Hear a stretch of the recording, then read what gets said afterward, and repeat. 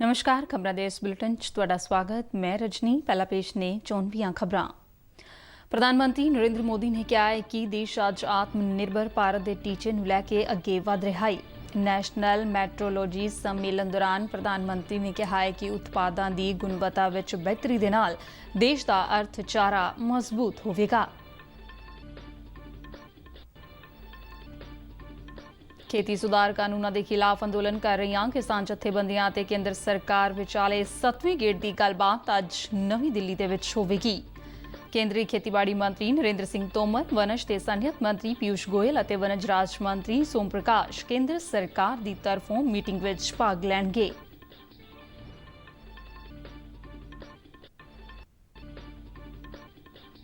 Medical sector ਦੇ ਮਾਹਿਰਾਂ ਨੇ ਕੇਂਦਰ ਸਰਕਾਰ ਵੱਲੋਂ 2 ਕੋਰੋਨਾ ਵੈਕਸੀਨਾਂ ਨੂੰ ਐਮਰਜੈਂਸੀ ਦੇ ਵਿੱਚ ਵਰਤੋਂ ਦੀ ਮਨਜ਼ੂਰੀ ਦੇ ਫੈਸਲੇ ਦਾ ਸਵਾਗਤ ਕੀਤਾ।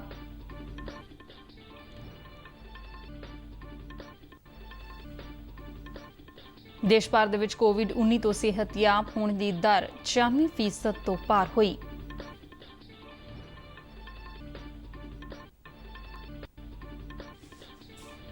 ਜੰਮੂ ਕਸ਼ਮੀਰ ਵਿੱਚ ਪਣ ਬਿਜਲੀ ਸਮਰੱਥਾ ਨੂੰ ਸਾਲ 2024 ਤੱਕ ਦੁੱਗਣਾ ਕਰਨ ਦੇ ਲਈ NHPC ਅਤੇ ਸੂਬਾ ਪ੍ਰਸ਼ਾਸਨ ਵਿਚਾਲੇ ਸਮਝੌਤੇ ਕਲਮਬੱਧ।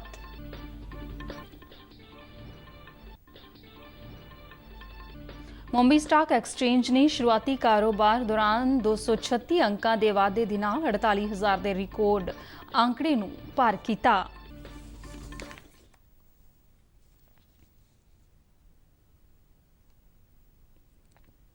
ਤੇ ਹੁਣ ਖਬਰਾਂ ਵਿਸਥਾਰ ਨਾਲ।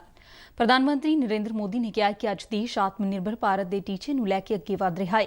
ਨੈਸ਼ਨਲ ਮੈਟਰੋਲੋਜੀ ਸੰਮੇਲਨ ਦੌਰਾਨ ਕੌਮੀ ਵਾਤਾਵਰਣ ਮਾਨਕ ਲੈਬੋਰੇਟਰੀ ਦਾ ਨੀਂਹ ਪੱਥਰ ਰੱਖਣ ਤੋਂ ਬਾਅਦ ਸੰਬੋਧਨ ਕਰਦਿਆਂ ਪ੍ਰਧਾਨ ਮੰਤਰੀ ਨੇ ਕਿਹਾ ਕਿ ਭਾਰਤ 1 ਸੈਕਿੰਡ ਦੇ ਅਰਬ ਹਿੱਸੇ ਨੂੰ ਮਾਪਣ ਵਿੱਚ ਆਤਮ ਨਿਰਭਰ ਬਣ ਗਿਆ ਹੈ।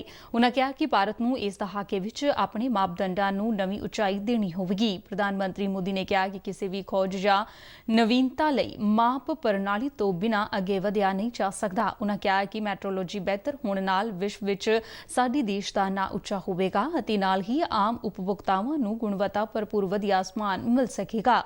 ਪ੍ਰਧਾਨ ਮੰਤਰੀ ਨੇ ਕਿਹਾ ਕਿ ਉਤਪਾਦਾਂ ਦੀ ਗੁਣਵੱਤਾ ਜਿੰਨੀ ਵਧੀਆ ਹੋਵੇਗੀ, ਅਰਥ ਵਿਵਸਥਾ ਉਨੀ ਹੀ ਮਜ਼ਬੂਤ ਹੋਵੇਗੀ। ਪ੍ਰਧਾਨ ਮੰਤਰੀ ਨੇ ਕਿਹਾ ਕਿ ਮੌਜੂਦਾ ਸਮੇਂ ਵਿਸ਼ਵ ਦੇ ਕਈ ਮੁਲਕਾਂ ਤੋਂ ਕੰਪਨੀਆਂ ਭਾਰਤ ਵਿੱਚ ਖੋਜ ਅਤੇ ਨਵੀਨਤਾ ਕੇਂਦਰ ਸਥਾਪਿਤ ਕਰ ਰਹੀਆਂ ਨੇ। भारत इस दशक में भारत को अपने स्टैंडर्ड्स को नई ऊंचाई देनी होगी।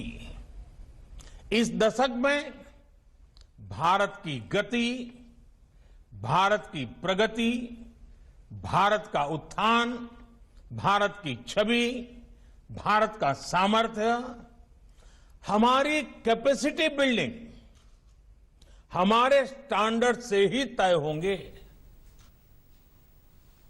इसी दौरान प्रधानमंत्री ने नैशनल एटॉमिक टाइम स्केल ਅਤੇ ਭਾਰਤੀ ਨਿਰਦੇਸ਼ਕ ਦਰਵਗਿਆ ਰਾਸ਼ਟਰ ਨੂੰ ਸਮਰਪਿਤ ਕੀਤੇ। National atomic time scale 2.8 nanosecond ਦੀ ਐਕੂਰੇਸੀ ਦੇ ਨਾਲ ਇੰਡੀਅਨ ਸਟੈਂਡਰਡ ਟਾਈਮ ਬਣਾਉਂਦਾ ਹੈ। ਭਾਰਤੀ ਨਿਰਦੇਸ਼ਕ ਦਰਵਗਿਆ ਅੰਤਰਰਾਸ਼ਟਰੀ ਪੱਧਰ ਦੇ ਮਾਨਕਾਂ ਦੇ ਬਰਾਬਰ ਮਿਆਰੀ ਭਰੋਸੇ ਦੇ ਲਈ ਲੈਬੋਰਟਰੀਆਂ ਦੇ ਵਿੱਚ ਟੈਸਟਿੰਗ ਆਦਿ ਵਿੱਚ ਸਹਾਇਤਾ ਕਰਦਾ ਹੈ। ਨੈਸ਼ਨਲ ਮੈਟਰੋਲੋਜੀ ਸੰਮੇਲਨ 2021 ਨਵੀਂ ਦਿੱਲੀ ਸਥਿਤ ਵਿਗਿਆਨਕ ਅਤੇ ਉਦਯੋਗਿਕ ਖੋਜ ਵੱਲੋਂ ਆਯੋਜਿਤ ਕੀਤਾ ਜਾ ਰਿਹਾ ਹੈ, ਜੋ ਆਪਣੀ ਸਥਾਪਨਾ ਦੇ 75ਵੇਂ ਵਰ੍ਹੇ 'ਚ ਪ੍ਰਵੇਸ਼ ਕਰ ਰਿਹਾ ਹੈ। ਮੈਟਰੋਲੋਜੀ ਸੰਮੇਲਨ ਦਾ ਥੀਮ ਰਾਸ਼ਟਰ ਦਾ ਸਮੁੱਚਾ ਵਿਕਾਸ ਹੈ। ਖੇਤੀ ਸੁਧਾਰ ਕਾਨੂੰਨਾਂ ਦੇ ਖਿਲਾਫ ਅੰਦੋਲਨ ਕਰ ਰਹੀਆਂ ਕਿਸਾਨ ਜਥੇਬੰਦੀਆਂ ਅਤੇ ਕੇਂਦਰ ਸਰਕਾਰ ਵਿਚਾਲੇ 7ਵੇਂ ਗੇੜ ਦੀ ਗੱਲਬਾਤ ਅੱਜ ਨਵੀਂ ਦਿੱਲੀ ਵਿੱਚ ਹੋਣ ਜਾ ਰਹੀ ਹੈ। ਕੇਂਦਰੀ ਖੇਤੀਬਾੜੀ ਮੰਤਰੀ ਨਰਿੰਦਰ ਸਿੰਘ ਤੋਮਰ, ਵਣਜ ਤੇ ਸਨਅਤ ਮੰਤਰੀ ਪਿਊਸ਼ ਗੋਇਲ ਅਤੇ ਵਣਜ ਰਾਜ ਮੰਤਰੀ ਸੋਮ ਪ੍ਰਕਾਸ਼ ਇਸ ਮੀਟਿੰਗ ਦੌਰਾਨ ਸਰਕਾਰ ਦੀ ਤਰਫੋਂ ਭਾਗ ਲੈਣਗੇ, ਜਦਕਿ 40 ਦੇ ਕਰੀਬ ਕਿਸਾਨ ਜਥੇਬੰਦੀਆਂ ਦੇ ਨੁਮਾਇੰਦੇ ਮੀਟਿੰਗ ਵਿੱਚ ਸ਼ਿਰਕਤ ਕਰਨਗੇ। 30 ਦਸੰਬਰ ਨੂੰ ਦੋਵਾਂ ਧਿਰਾਂ ਵਿਚਾਲੇ 6ਵੇਂ ਗੇੜ ਦੀ ਗੱਲਬਾਤ ਹੋਈ ਸੀ। ਖੇਤੀਬਾੜੀ ਮੰਤਰੀ ਨਰਿੰਦਰ ਸਿੰਘ ਤੋਮਰ ਵੱਲੋਂ ਮੀਟਿੰਗ ਮਗਰੋਂ ਕਿਸਾਨ ਜਥੇਬੰਦੀਆਂ ਦੇ ਨਾਲ ਕੁੱਲ 4 ਮੁੱਦਿਆਂ ਵਿੱਚੋਂ 2 ਤੇ ਸਹਿਮਤੀ ਬਣਨ ਦੀ ਗੱਲ ਆਖੀ ਗਈ ਸੀ, ਜਦਕਿ ਬਾਕੀ ਰਹਿੰਦੇ 2 ਮੁੱਦਿਆਂ ਤੇ ਅੱਜ ਹੋਣ ਵਾਲੀ ਮੀਟਿੰਗ ਵਿੱਚ ਵਿਚਾਰ ਚਰਚਾ ਕੀਤੀ ਜਾਵੇਗੀ। ਕੇਂਦਰ ਸਰਕਾਰ ਵੱਲੋਂ ਬਿਜਲੀ ਅਤੇ ਪਰਾਲੀ ਸਾੜਨ ਦੇ ਜੁਰਮਾਨੇ ਸੰਬੰਧੀ ਬਿੱਲ ਤੇ ਕਿਸਾਨ ਜਥੇਬੰਦੀਆਂ ਦੇ ਨਾਲ ਸਹਿਮਤੀ ਬਣਾਈ ਗਈ ਸੀ। ਕੇਂਦਰ ਸਰਕਾਰ ਨੇ ਕਿਸਾਨਾਂ ਨੂੰ ਇੱਕ ਵਾਰ ਫਿਰ MSP ਪ੍ਰਕਿਰਿਆ ਨੂੰ ਚਾਲੂ ਰੱਖਣ ਦਾ ਭਰੋਸਾ ਦਿੱਤਾ ਹੈ ਅਤੇ ਨਾਲ ਹੀ ਇਹ ਵੀ ਕਿਹਾ ਹੈ ਕਿ ਮੰਡੀ ਪ੍ਰਣਾਲੀ ਵੀ ਪਹਿਲਾਂ ਦੀ ਤਰ੍ਹਾਂ ਬਰਕਰਾਰ ਰਹੇਗੀ। ਖੇਤੀਬਾੜੀ ਮੰਤਰੀ ਨੇ ਜਥੇਬੰਦੀਆਂ ਨੂੰ ਭਰੋਸਾ ਦਿੱਤਾ ਹੈ ਕਿ ਸਰਕਾਰ ਹਰੇਕ ਮੁੱਦੇ ਤੇ ਖੁੱਲ੍ਹੇ ਦਿਲ ਦੇ ਨਾਲ ਗੱਲਬਾਤ ਕਰਨ ਦੀ ਇੱਛੁਕ ਹੈ। ਖੇਤੀਬਾੜੀ ਮੰਤਰੀ ਵੱਲੋਂ ਪਿਛਲੀ ਮੀਟਿੰਗ ਤੋਂ ਬਾਅਦ ਕਿਸਾਨ ਜਥੇਬੰਦੀਆਂ ਨੂੰ ਆਪਣੇ ਪ੍ਰਸਤਾਵ ਸਰਕਾਰ ਨੂੰ ਭੇਜਣ ਦੀ ਅਪੀਲ ਕੀਤੀ ਗਈ ਸੀ ਤਾਂ ਜੋ ਉਨ੍ਹਾਂ ਪ੍ਰਸਤਾਵਾਂ ਸੰਬੰਧੀ ਚਰਚਾ ਤੋਂ ਪਹਿਲਾਂ ਅੰਦਰੂਨੀ ਨੁਕਤਿਆਂ ਤੇ ਝਾਤ ਪਾਈ ਜਾ ਸਕੇ। ਤੋਮਰ ਨੇ ਭਰੋਸਾ ਦਿੱਤਾ ਹੈ ਕਿ ਸਰਕਾਰ ਕਿਸਾਨਾਂ ਦੀ ਭਲਾਈ ਦੇ ਲਈ ਹਰ ਸੰਭਵ ਯਤਨ ਕਰ ਰਹੀ ਹੈ। ਮੈਡੀਕਲ ਸੈਕਟਰ ਦੇ ਮਾਹਿਰਾਂ ਨੇ ਕੇਂਦਰ ਸਰਕਾਰ ਵੱਲੋਂ 2 ਕੋਰੋਨਾ ਵੈਕਸੀਨਾਂ ਨੂੰ ਐਮਰਜੈਂਸੀ ਵਿੱਚ ਵਰਤੋਂ ਦੀ ਮਨਜ਼ੂਰੀ ਦੇ ਫੈਸਲੇ ਦਾ ਸਵਾਗਤ ਕੀਤਾ ਹੈ। ਏਮਸ ਦਿੱਲੀ ਦੇ ਡਾਇਰੈਕਟਰ ਡਾਕਟਰ ਰਣਦੀਪ ਸਿੰਘ ਗੁਲੇਰੀਆ ਨੇ ਇਸ ਫੈਸਲੇ ਦੀ ਸ਼ਲਾਘਾ ਕਰਦਿਆਂ ਕਿਹਾ ਕਿ ਭਾਰਤੀ ਲੈਬਾਂ ਵੱਲੋਂ ਸਵਦੇਸ਼ੀ ਵੈਕਸੀਨ ਨੂੰ ਵਿਕਸਿਤ ਕਰਨ ਦੇ ਲਈ ਕੀਤਾ ਗਿਆ ਕੰਮ ਸ਼ਲਾਘਾਯੋਗ ਹੈ।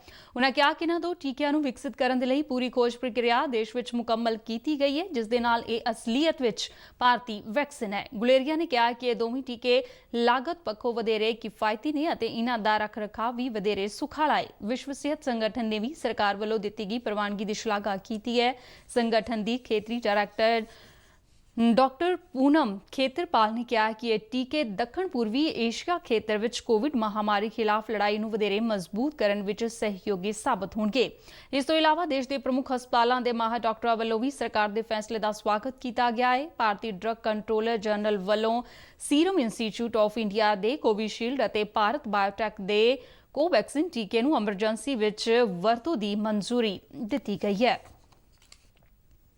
ਕੇਂਦਰੀ ਗ੍ਰਹਿ ਮੰਤਰੀ ਅਮਿਤ ਸ਼ਾਹ ਨੇ ਕੋਰੋਨਾ ਵੈਕਸੀਨ ਵਿਕਸਿਤ ਕਰਨ ਦੇ ਵਿੱਚ ਰੁੱਝੇ ਮਿਹਨਤੀ ਵਿਗਿਆਨੀਆਂ ਦੇ ਯੋਗਦਾਨ ਦੀ ਸ਼ਲਾਘਾ ਕੀਤੀ ਹੈ। ਗ੍ਰਹਿ ਮੰਤਰੀ ਨੇ DCGI ਵੱਲੋਂ ਸੀਰਮ ਇੰਸਟੀਚਿਊਟ ਆਫ ਇੰਡੀਆ ਅਤੇ ਭਾਰਤ ਬਾਇਓਟੈਕ ਦੀਆਂ ਵੈਕਸੀਨਾਂ ਨੂੰ ਮਨਜ਼ੂਰੀ ਮਿਲਣ ਨੂੰ ਇਤਿਹਾਸਿਕ ਪਲ ਦੱਸਿਆ।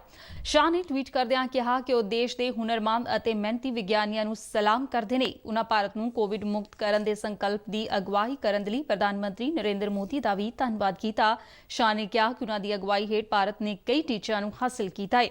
ਉਨ੍ਹਾਂ ਕਿਹਾ ਕਿ ਸਵਦੇਸ਼ੀ ਵੈਕਸੀਨ ਨੂੰ ਮਨਜ਼ੂਰੀ ਮਿਲਣ ਦੇ ਨਾਲ ਪ੍ਰਧਾਨ ਮੰਤਰੀ ਨਰਿੰਦਰ ਮੋਦੀ ਦੇ ਆਤਮ ਨਿਰਭਰ ਭਾਰਤ ਦੇ ਦ੍ਰਿਸ਼ਟੀਕੋਣ ਨੂੰ ਹੋਰ ਵੀ ਮਜ਼ਬੂਤੀ ਮਿਲੇਗੀ। ਗ੍ਰਹਿ ਮੰਤਰੀ ਨੇ ਵਿਗਿਆਨੀਆਂ ਤੋਂ ਇਲਾਵਾ ਡਾਕਟਰਾਂ, ਮੈਡੀਕਲ ਅਮਲੇ, ਸੁਰੱਖਿਆ ਕਰਮਚਾਰੀਆਂ ਅਤੇ ਸਾਰੇ ਹੀ ਕੋਰੋਨਾ ਵਾਰੀਅਰਸ ਦਾ ਮਹਾਮਾਰੀ ਦੇ ਸਮੇਂ ਵਿੱਚ ਯੋਗਦਾਨ ਦੇਣ ਤੇ ਧੰਨਵਾਦ ਕੀਤਾ। ਉਨ੍ਹਾਂ ਕਿਹਾ ਕਿ ਰਾਸ਼ਟਰ ਉਨ੍ਹਾਂ ਵੱਲੋਂ ਮਨੁੱਖਤਾ ਦੀ ਭਲਾਈ ਦੇ ਲਈ ਦਿੱਤੀਆਂ ਗਈਆਂ ਨਿਰਸਵਾਰਥ ਸੇਵਾਵਾਂ ਨੂੰ ਸਦਾ ਯਾਦ ਰੱਖੇਗਾ।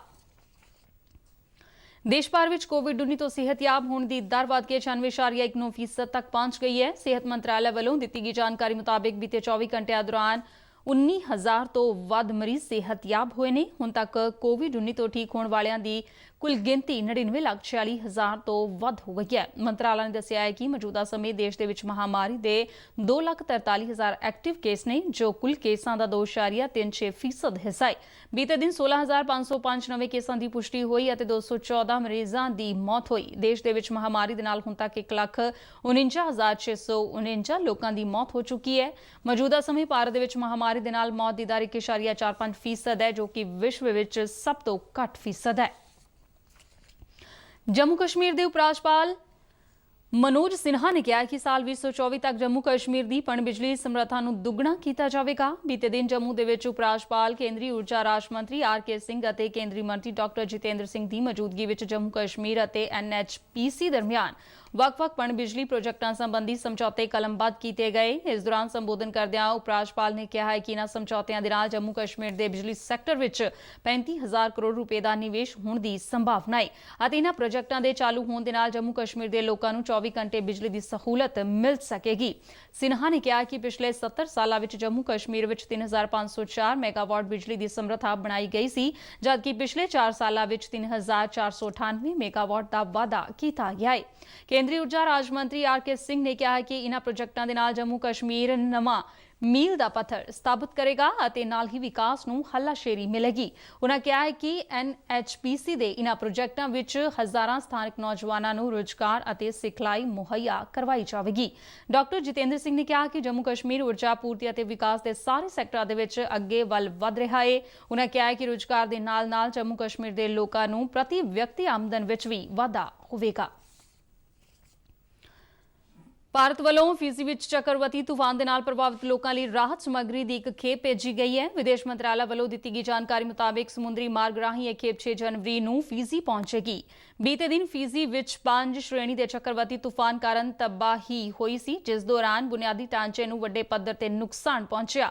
ਭਾਰਤ ਵੱਲੋਂ ਫੀਜੀ ਦੇ ਲੋਕਾਂ ਲਈ ਰਾਹਤ ਸਮੱਗਰੀ ਦੇ ਨਾਲ-ਨਾਲ ਕੋਵਿਡ ਮਹਾਮਾਰੀ ਤੋਂ ਬਚਾਅ ਲਈ ਵਿਸ਼ੇਸ਼ ਕਿੱਟਾਂ ਵੀ ਭੇਜੀਆਂ ਗਈਆਂ ਨੇ ਤੇ ਇਸ ਤੋਂ ਇਲਾਵਾ ਕੌਮੀ ਸੰਕਟ ਮੋਚਨ ਬਲ ਨੂੰ ਵੀ ਏਅਰ ਇੰਡੀਆ ਦੀਆਂ ਉਡਾਨਾਂ ਰਾਹੀਂ ਫੀਜੀ ਭੇਜਿਆ ਗਿਆ। ਭਾਰਤ ਵੱਲੋਂ ਸਮੇਂ-ਸਮੇਂ ਤੇ ਕੁਦਰਤੀ ਆਫਤਾਂ ਦੌਰਾਨ ਫੀਜੀ ਨੂੰ ਹਰ ਸੰਭਵ ਸਹਾਇਤਾ ਦਿੱਤੀ ਜਾਂਦੀ ਰਹੀ ਹੈ। ਪ੍ਰਧਾਨ ਮੰਤਰੀ ਨਰਿੰਦਰ ਮੋਦੀ ਦੀ ਅਗਵਾਈ ਵਿੱਚ ਭਾਰਤ ਸਰਕਾਰ ਨੇ ਫੀਜੀ ਨੂੰ ਇੰਡੋ ਪ੍ਰਸ਼ਾਂਤ ਖੇਤਰ ਦੇ ਵਿੱਚ ਮਹੱਤਵਪੂਰਨ ਭਾਈਵਾਲ ਐਲਾਨਿਆ ਸੀ। ਵਿਦੇਸ਼ ਮੰਤਰਾਲਾ ਨੇ ਕਿਹਾ ਕਿ ਭਾਰਤ ਇਸ ਕੁਦਰਤੀ ਆਫਤ ਦੇ ਨਾਲ ਨਜਿੱਠਣ ਦੇ ਲਈ ਫੀਜੀ ਦੀ ਹਰ ਸੰਭਵ ਸਹਾਇਤਾ ਕਰੇਗਾ ਅਤੇ ਚੱਕਰਵਾਤ ਕਾਰਨ ਹੋਏ ਨੁਕਸਾਨ ਤੋਂ ਫੀਜੀ ਦੇ ਲੋਕਾਂ ਨੂੰ ਮੁੜ ਉਭਾਰਨ ਦੇ ਵਿੱਚ ਲੋੜੀਂਦਾ ਯੋਗਦਾਨ ਦੇਵੇਗਾ। ਇਸ ਦੇ ਨਾਲ ਹੀ ਖਬਰਾਂ ਦਾ ਇਹ ਬੁਲੇਟਿਨ ਖਤਮ ਹੁੰਦਾ ਹੈ। ਨਮਸਕਾਰ।